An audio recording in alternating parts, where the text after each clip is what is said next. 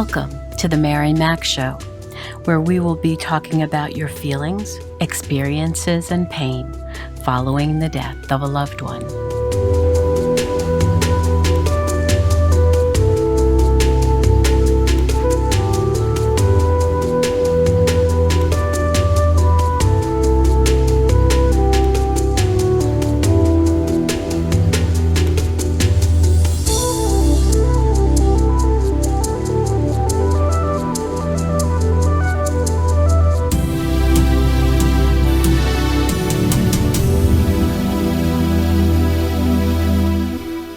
Good morning, good afternoon, good evening. Wherever you find yourself in this entire world, I welcome you. So how are you doing, my friend, my warrior? I certainly hope this week finds you well. This week, I'd like to speak to you about miscarriage, ectopic pregnancy, and the stillbirth of a baby. An ectopic pregnancy is when a baby forms outside of the uterus.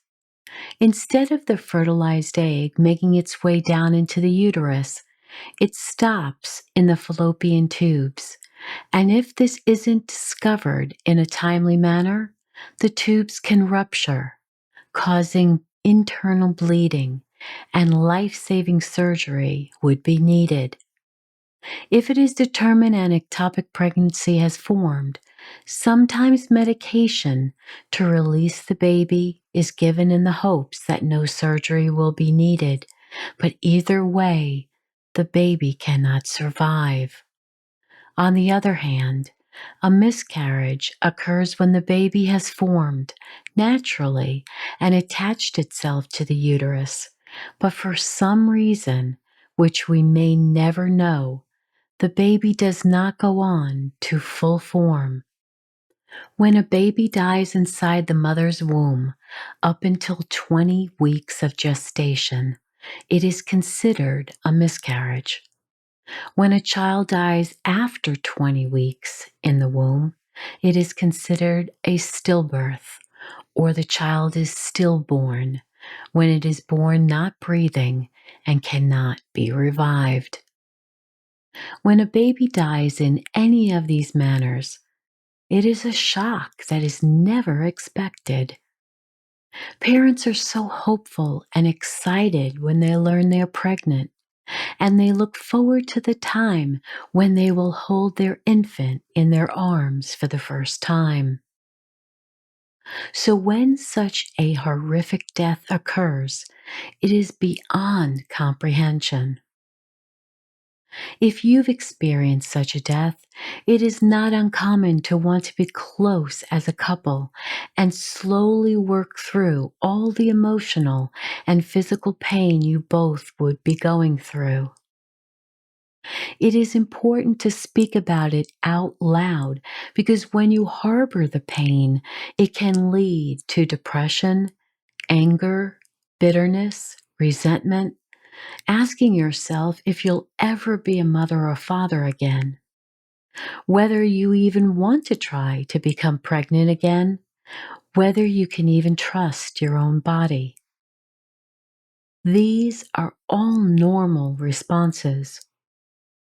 After one or more miscarriages, couples can be fearful that it may happen again in the future. And when you choose to isolate and not let others in, it can lead to more emotional pain. Now, granted, there are many people who don't think the loss of your baby, who might only be weeks old, is something to grieve over.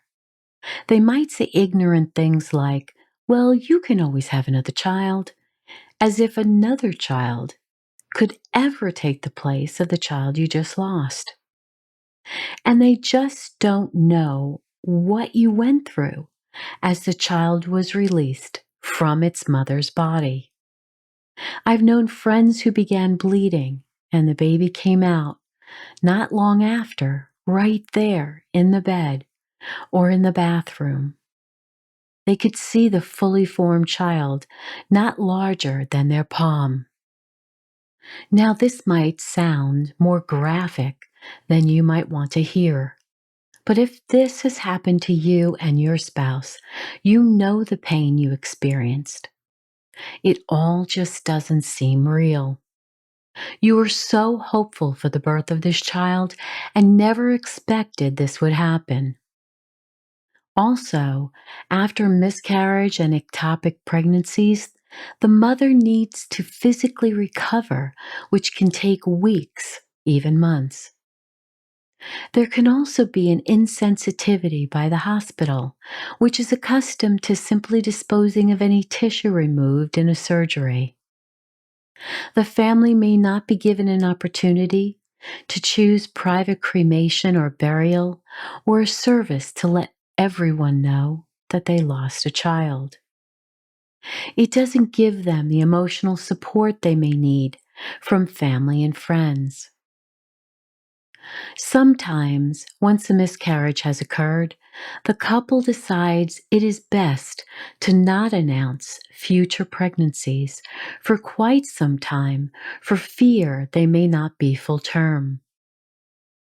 And also, so they don't need to hear all the comments. Insensitive people have been heard to say to both mothers and fathers that they were lucky to have this happen so early in the pregnancy, before they actually knew their child. While their intentions may have been to comfort the individuals, in truth, such remarks are thoughtless and can be extremely hurtful. This is simply an example of people trying to deal with an emotionally devastating event with a logical answer. And even though these parents never had the opportunity to establish a face to face relationship with their child, they had already created an emotional bond with this unborn child. Most had already formed dreams and expectations for a future with their child that, due to the miscarriage, will never come to fruition. For those who lose a child so early in pregnancy, there is often little recognition that anything has happened. While it's now possible to determine pregnancy within a few days of conception, many expectant parents choose not to share this information with others until they are further along in the pregnancy. If this was their choice, family and friends may not be aware of anything until after the miscarriage. And even then, some mothers and fathers may not share their story beyond their immediate family, which can limit emotional support. I remember after a young relative had a miscarriage, it was told to us that she didn't want anyone to discuss it or send condolences to her and her husband. Their way of dealing with it was simply to act as if nothing happened. I often wonder if she regrets not having the ability to speak openly about her sorrow, instead of just shoving all her pain inside. We never know how couples decide to deal with the death of a baby, but I hope they are doing better. Another issue that makes miscarriage so significant is that we have no little one to bury, or the baby hasn't formed enough. And when others minimized our loss, showing little respect, they can cause us to question our own feelings of guilt and whether we have a right to even grieve, which we absolutely do. If we had a strong bond with this child, our grief will be much deeper than anyone would know. Perhaps we longed to become pregnant for many years. Perhaps we had infertility treatments, several rounds, and this baby represented all our hope and dreams to start a family. This bond is broken now, and we are left bewildered as to how this happened. And that's the dilemma in miscarriage and ectopic pregnancy. We really have no idea how or why this happened. In the case of a stillborn child, or stillbirth, The baby might have died while in the mother's womb anywhere after 20 weeks of gestation. There are times when a woman will go to their normal prenatal doctor visits and find that there is no heartbeat. Their child was perfectly formed, and they saw them moving in previous ultrasounds and heard the heartbeat, even knew the sex of their child. But for some unknown reason, the child simply stopped forming and died within the mother's womb. Now there was no heartbeat, no movement, no life. And often the doctor cannot tell the parents why this happened. The baby was doing wonderfully at the last doctor visit, but for some reason, the pregnancy simply stopped. And these loving parents may never get an answer as to why they will not be welcoming their child home after another 20 weeks. Other times, a baby can be healthy until the moment of birth, but for other reasons, when they arrive outside the womb, they are no longer breathing. Perhaps the umbilical cord was wrapped too tightly around the child's neck, and it strangled them on the way out of their mother's womb. And that lack of oxygen for too long a time caused their death and lifeless body to be born, and they weren't able to be revived. This experience is extremely devastating. Here you have your completely formed baby who is not breathing, a baby you won't be bringing home to love and cherish and raise in your family. You think to yourself, exactly how is this happening? It seems so unreal, so unbelievable. How do you tell family and friends? How do you not feel you must have done something wrong for this to happen? How do you not blame yourself? But you are not to blame. Neither of you are. And the saddest part of this is society makes us believe pregnancy and childbirth are simple. You get pregnant simply, and 9 months later, you have your newborn all ready to go home with you. But for many families, this is not the case, especially in the case of the stillborn infant. You may have decorated their new room with all the lovelies that made it so special, and already had a baby shower, and all those gifts are now sitting in their room, just waiting to be used. But now they won't be. What do you do with all those gifts? What do you do with their room and all the furniture you purchased? And when exactly do you make decisions about what to do with all their new belongings? Grieving a child that will never be in your family is by far one of the most devastating bereavements. Each day along this journey, both before they were conceived, all along this journey, and now that they are no longer alive, you had this dream of how you would hold them, raise them, love them, what kind of life they would live, the experiences you would have with them. You took so much time, maybe even just to get pregnant, and now the pain of losing them before you even got to enjoy them and know them is undescribable. And both mother and father may grieve in different ways and in different timing, which can harm their relationship. They ask themselves, do we try again?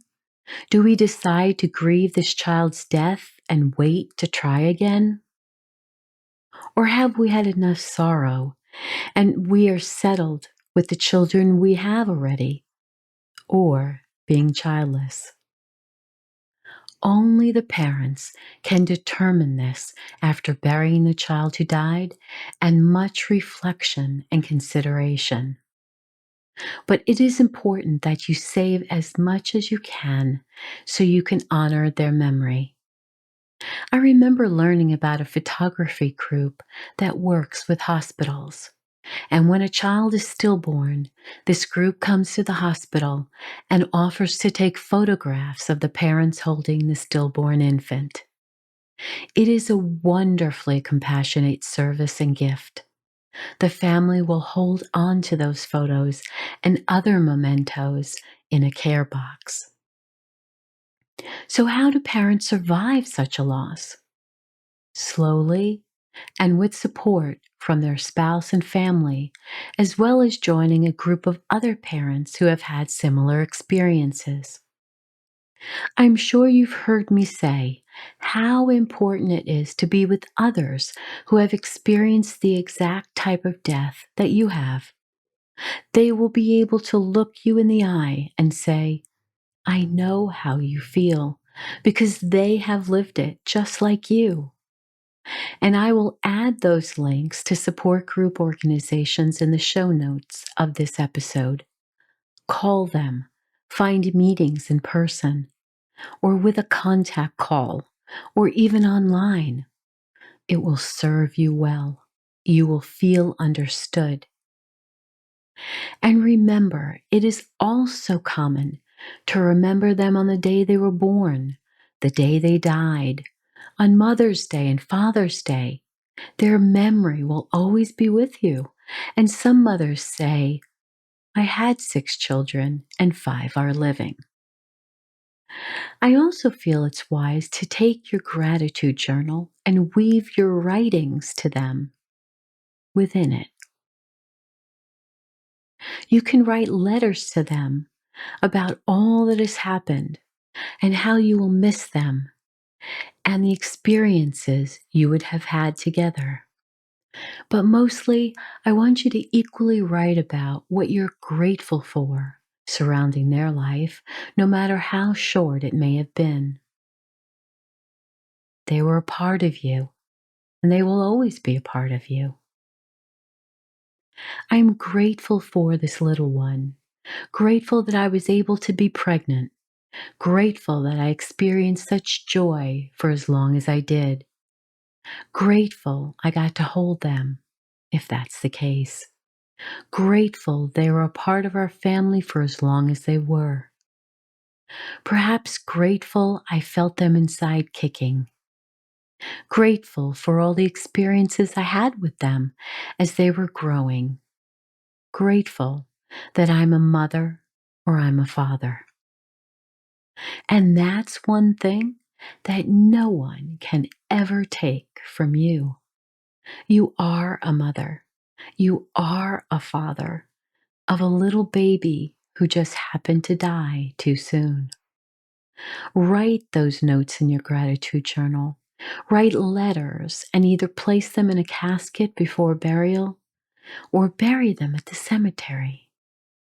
And mostly, never let anyone make you feel less than because your child did not survive. These are people you need to stay away from. Their toxic and sometimes ignorant attitude is not for you. You need to surround yourself with love and light and those who want the best for you. So be blessed, my friend. The memory of your child will always be in your heart. So now it's time to get up and dance, dance, dance. And I know you probably think this is really silly, but please do it for me anyway, okay?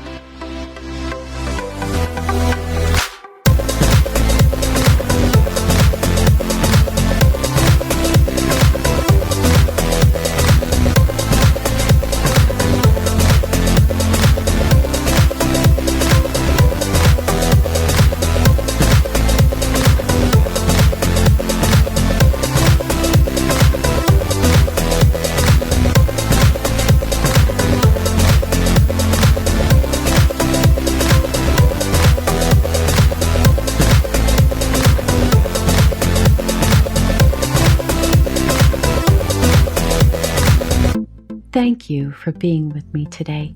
Remember to write 5 things each night in your journal that you are grateful for. Subscribe, rate, and review my podcast wherever you listen to me. And if you like my work, perhaps you'd like to buy me a coffee to support this show. It's simply at the lower left-hand corner of my website, MaryMac.info, or theMaryMacShow.com. It would mean so much to me. And as always, remember to be happy because you deserve to. I'll speak with you again soon.